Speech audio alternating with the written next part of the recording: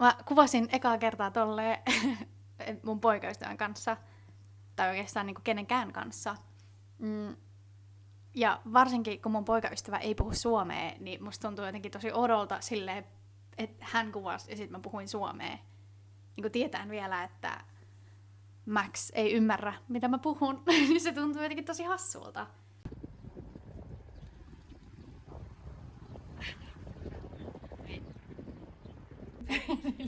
I don't know, I think I can do this.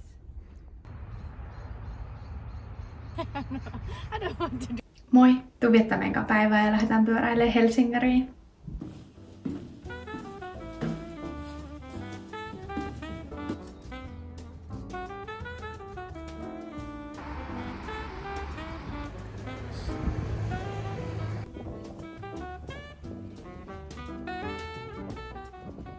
Matka täältä Helsingeriin oli niin ihana, koska se oli vaan niinku sitä rannikkoa pitkin pyöräilyä. Ja oikeesti mä kerron, että ne asunnot tai talot siellä oli ihan övereitä. Nyt me ollaan puolessa välissä ja meillä on jäätelötauko. Onko hyvää? Joo. Mun pitää vielä harjoitella puhua suomea kameralle, kun mun poikaystävä kuvaa ja se ei puhu suomea. Vai puhutko sinä suomea? I don't know what you just said. Puhutko sinä suomea? Joo.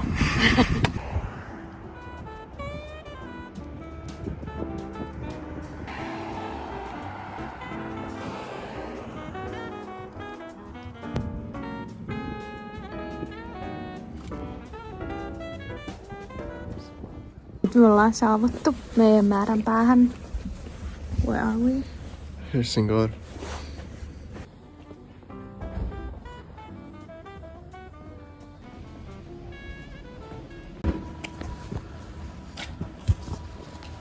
Nyt näetään mennä tonne.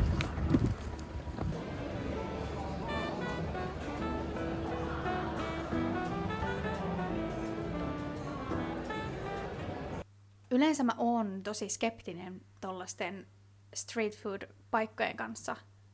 Tai ne on musta tosi hienoja ja tosi ihania. Tai se ajatus on musta ihan superkiva. Mut yleensä ruoka siellä on sellaista keskinkertaista, tosi kallista ja annoskoot on yleensä silleen aika pieniä. Mut toi oli tosi ihana. Siis annoskoko hyvä, hinta hyvä, ruoka hyvää. Ja se paikka oli myös tosi söpö. Siis ihan supersöpö. Okei, pitää vielä sanoa, että street food paikat taas sitten vaikka jossain Aasian maissa, missä mä oon käynyt, niin siellä ne on todella hyviä. Mutta ehkä tälleen niinku, no okei, ehkä mä vaan vertaan sitten street food paikkoja täällä Kööpenhaminassa, ne kaksi missä mä oon käynyt, niin ne ei oo mun mielestä silleen kummosia. Niissä on tosi kiva fiilis ja oon mä syönyt siis siellä silleen hyvää ruokaa, mutta ehkä hinta-laatusuhde ei oo mun mielestä niissä silleen niin hyvä.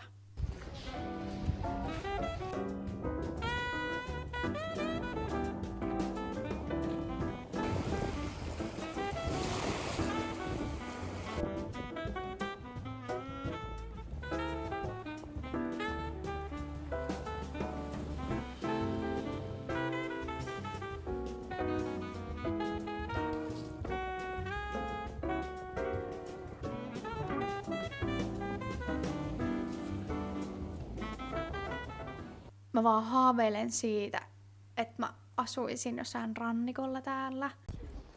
Meidän harrastus on aina katsoa asuntoja, mitkä on myynnissä. Ja sit me aina unelmoidaan, että mihin me muutettais. Mun yksi unelma olisi myös, että olisi oma taidegalleria. Ja sitten, jos olisi vaikka joku talo täällä, ja sit mä voisin pitää myös jotain taideresidenssiä. Aina voi haaveilla. Tai aina pitää myös haaveilla. Oikeasti haaveilu on parasta.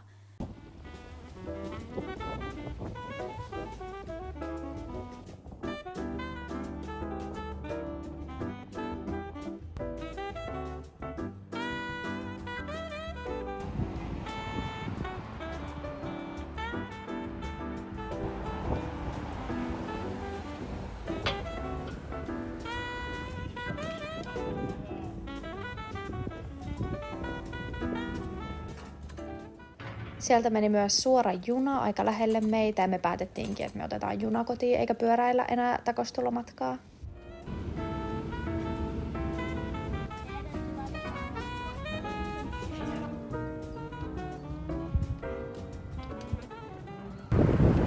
Okei, nyt me tultiin kotiin ja me pysähdyttiin tällaiselle rannalle ja käydään ehkä uimassa. Mulla on kyllä vähän kylmä, niin mä en välttämättä käy, mutta Maxim menee uimaan. Tuuli myös tosi paljon, joten mä en tiedä, onko noi jotkut klipit vähän inhottavan kuulosia, joten älkää välittäkö siitä.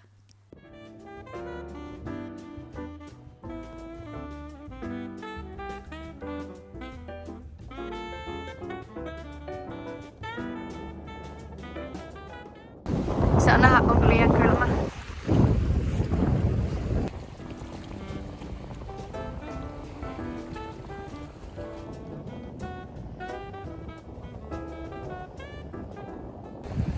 Mä sanoin Maxille, että sen on pakko mennä uimaan, koska mä lupasin kaikille mun YouTube-faneille jo, että se käy uimassa. Mä sanoin, että mulla on ehkä liian kylmä, että mä en mene, mutta sen on pakko käydä. Jee!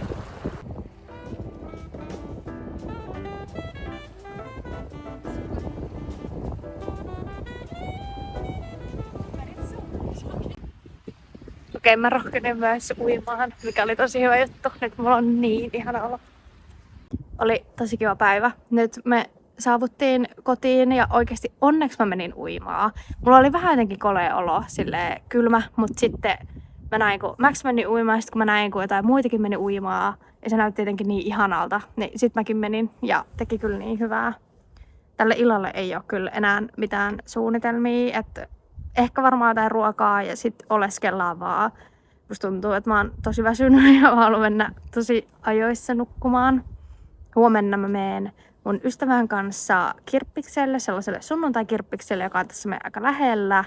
Ja siis mä oon niin innoissani, koska se aukeaa nyt.